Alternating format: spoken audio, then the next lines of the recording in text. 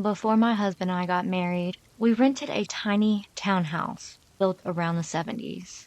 This was around 2010. My husband is the definition of a skeptic and always worked overnight in hospital, so he can't and would never back me up on this. But then I think about it, I still get creeped out. So the townhouse has a downstairs with kitchen and living room, with the stairs straight off the front door that led to the two rooms upstairs. Everything was very open. You could spin around in the living room and see almost every corner. From the moment we signed the lease, I got a bad feeling from the top of the stairs, which shared a corner with the door to the spare bedroom.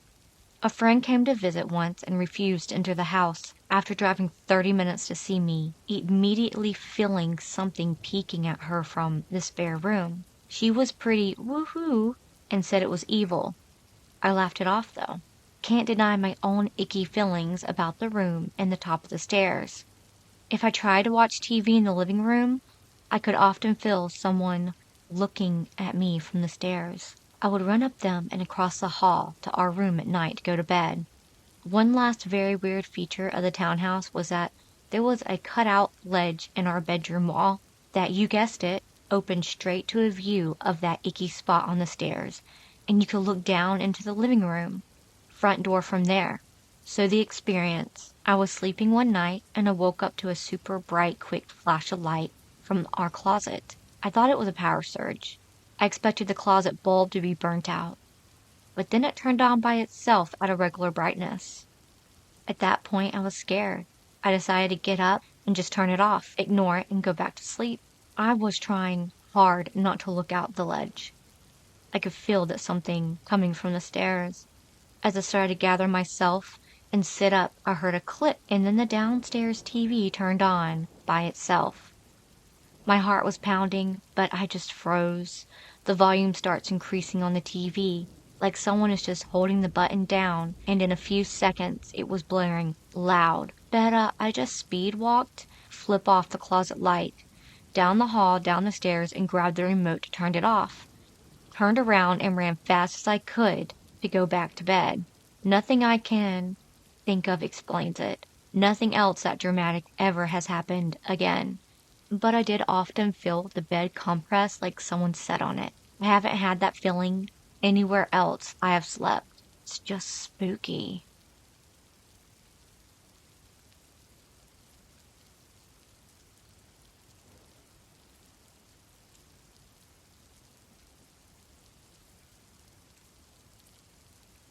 So, I used to work as a security officer. I was asked to work a Saturday night shift at an old warehouse in Dudley. I turned up at 5 p.m., where the building was a huge brick warehouse with some makeshift offices at the front.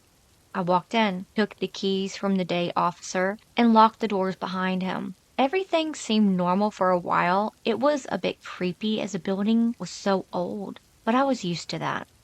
Around 1 a.m., I got a call from the warehouse manager. One of his night drivers had forgotten his paperwork and asked me to go into the office, right at the back of the warehouse, and collect it for him so he can come and pick it up. I said fine and headed to the office. The warehouse was pitch black. I had a small torch, but only slightly lit my way. I walked through until I got into the office, which was a huge metal sliding door. It made a screeching noise as I pulled it open. As I walked in front of me was the office fax machine, which was blinking and the paperwork was printed out. I grabbed the paperwork, but as I turned around, I looked to the other end of the office and saw what I can only describe as a dark figure, hunched over, shivering. I could hear what sounded like breathing, but like if you were freezing cold.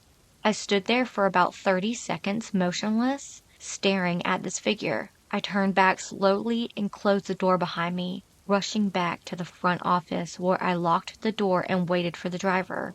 An hour later, the driver collected the paperwork. For the rest of the night, I'd convinced myself it was just the dark playing tricks on me. But it didn't stop me from unlocking the office door, checking the cameras every few minutes. 5 a.m. turned up. I got a knock on the door from the day officer. I handed him the keys and expected him to come in, but he locked the door from the outside. I asked him if he was going in. He said he doesn't go inside when there's nobody else in, but sits in his car in the car park and waits. I said that's a bit strange. He looked at me and asked if I went anywhere else other than the security office. I told him that I went to the back office to get paperwork for a driver, not telling him about the other part. I'll never forget the look he gave me or what he said then. He looked me in the eyes and said, "Well, then you know why I don't go in there alone then." It gives me chills, but I shrugged it off and just said, "Okay then," and left for home. Safe to say on the way home, I called my office and requested not to go back there. This is a 100% true story.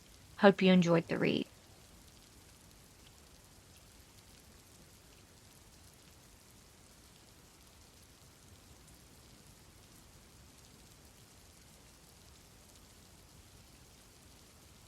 This was back in 2006 at an abandoned building in the industrial area in San Diego. Abandoned since the 1950s with no physical address to research the property on. We were a group of young punk rock street kids and turned the building into our home with couches and tables and other junk we could find. From the beginning, we would dismiss each other's stories of seeing silhouettes or shadows of people in the corners or hearing steps around the place. One friend woke up one night and saw another friend attacked by a shadowy figure. Thought it was a person that tackled the figure only to crash into the wall past the couch. On one regular night of drinking, I, for whatever reason, decided to pass. The next morning, when everyone was leaving the next day to make money, find food, etc., I had decided to stay back and just relax and enjoy having some space to myself without the whole building being full. There were a few times while I was sitting in the main room that I thought I heard something, so I wandered out saying, "Hello?" and getting no response. On the last occasion, I went out, and when near one of the corners of the building, from within a room made of concrete, and a building otherwise made of wood, drywall. The weirdness is why we call the building the meat locker, that only locks from the outside and was currently locked with our valuables inside. I hear 3 loud thumps that are clearly coming from inside of the room, followed by a blood-curdling scream. I ran all the way back to the main room, which is off of the entry door. This gave us light until need candles arose. It was too late to go back out and be productive, so I just sat there in the doorway and waited for my friends to return. Another time on a summer night, I was in the room in the building. My friend was sleeping on the floor, and I felt a weird feeling like someone is watching you. So I curled up in the sleeping bag and got all sweaty. Then an old rotary-style phone began to give off a long, eerie ring. The building has no electricity, and there's no phone here for sure. I ignored it and eventually drifted off to sleep.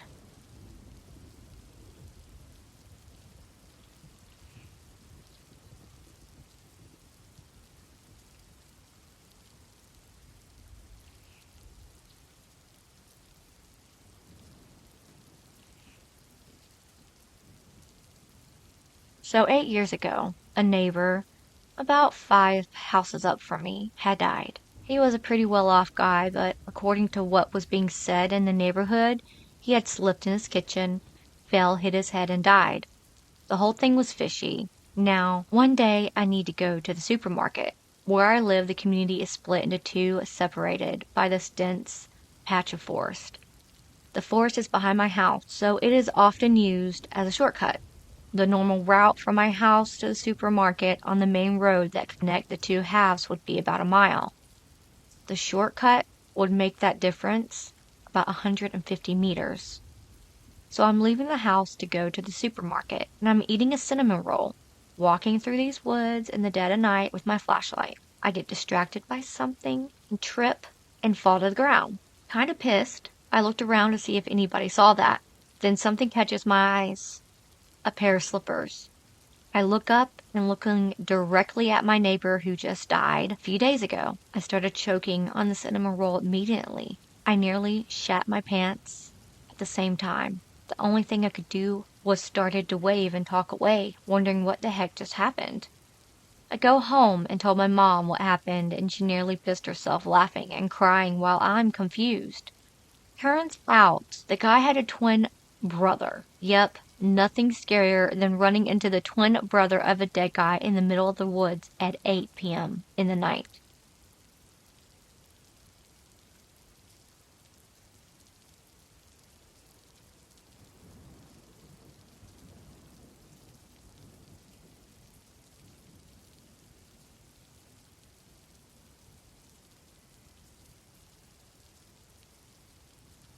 I have this happen maybe once or twice a year.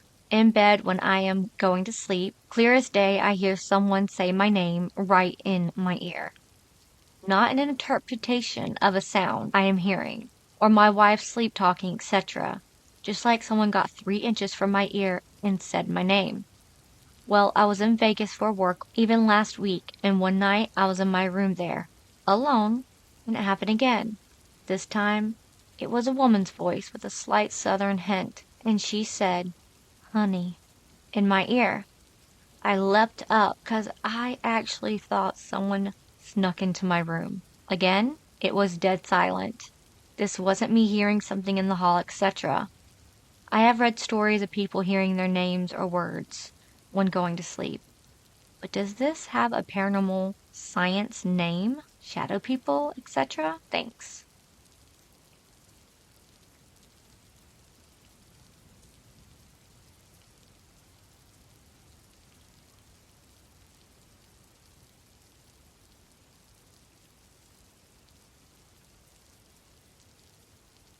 Disclaimer: I'm not that best of a storyteller, but I'm not here to dramatize or exaggerate a spooky story either. Just thought I'd give my real experience, not anything super crazy, but I hope this is the right place to share it. Also, trigger warning for anyone sensitive to the topic of someone unaliving themselves. After I graduated last May, I decided to take up a job at my local jail. Nothing long term, just figured I'd work a year and save up some cash before college. Fast forward a little bit, and I'm only a few weeks into training. I've always liked the idea that ghosts really existed, but at that point, I really couldn't say I ever actually saw one. However, that all changed while taking post one night. The time was a little after 5 a.m., and I was sitting behind my desk, absolutely bored to tears. So being a good little deputy, I was spinning around in my chair, honestly trying not to fall asleep.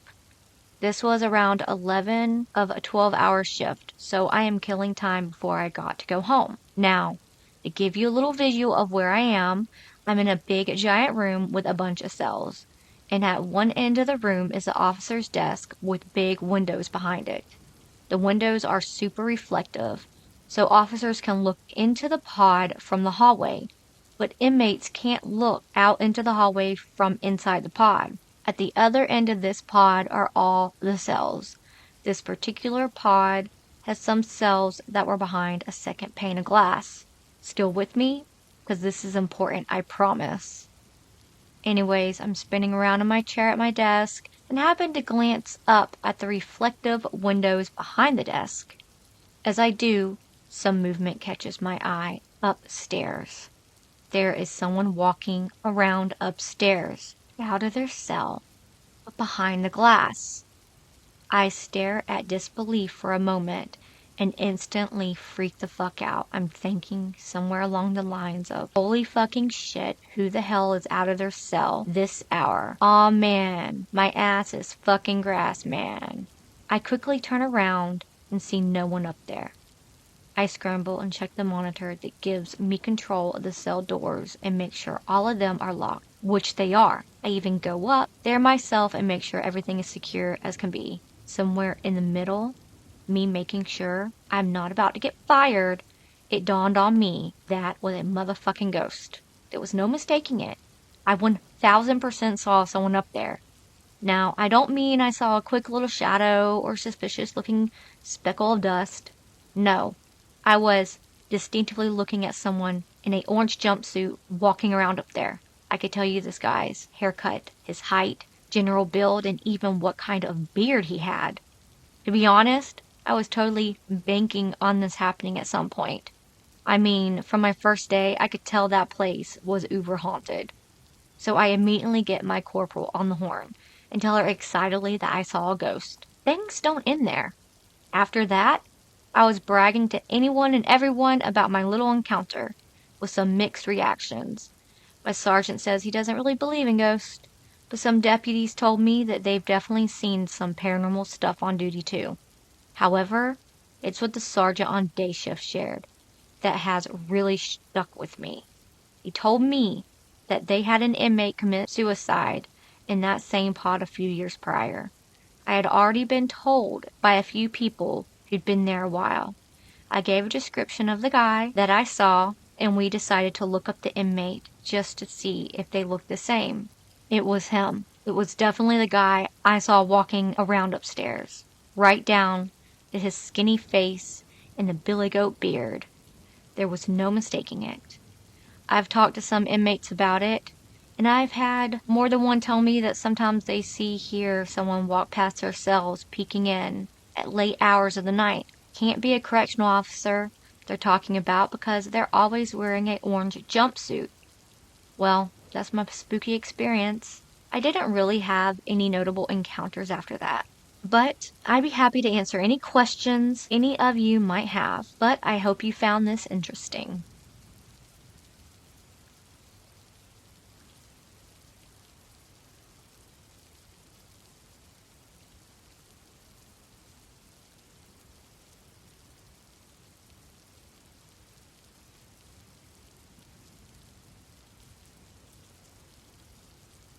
Now, this didn't happen to me, but it happened to my dad. He's not the kind to over exaggerate or even believe in the supernatural, but this experience really shook him up.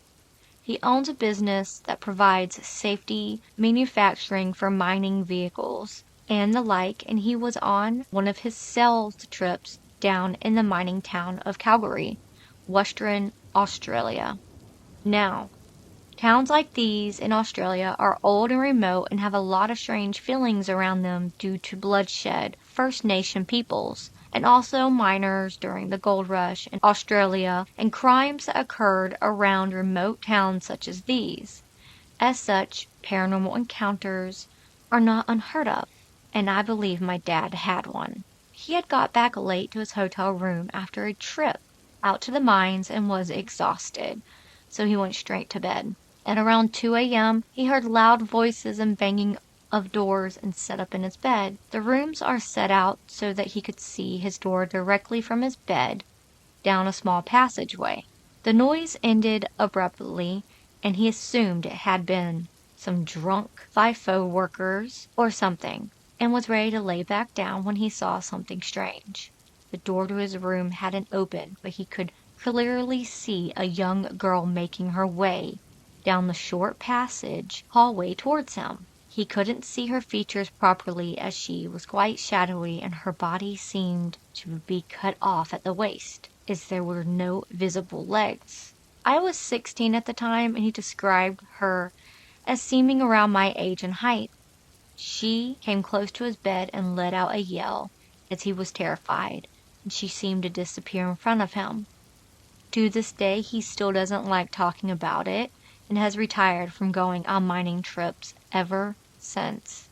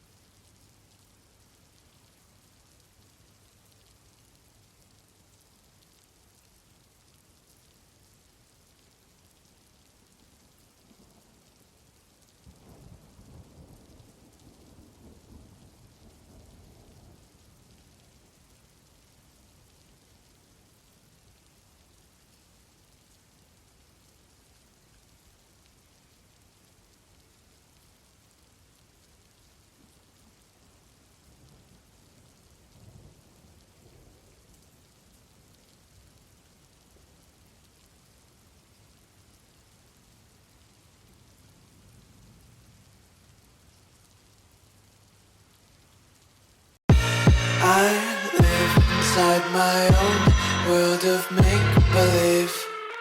Kids screaming in the cradles, profanities. I see the world through ice covered in ink and bleach. Cross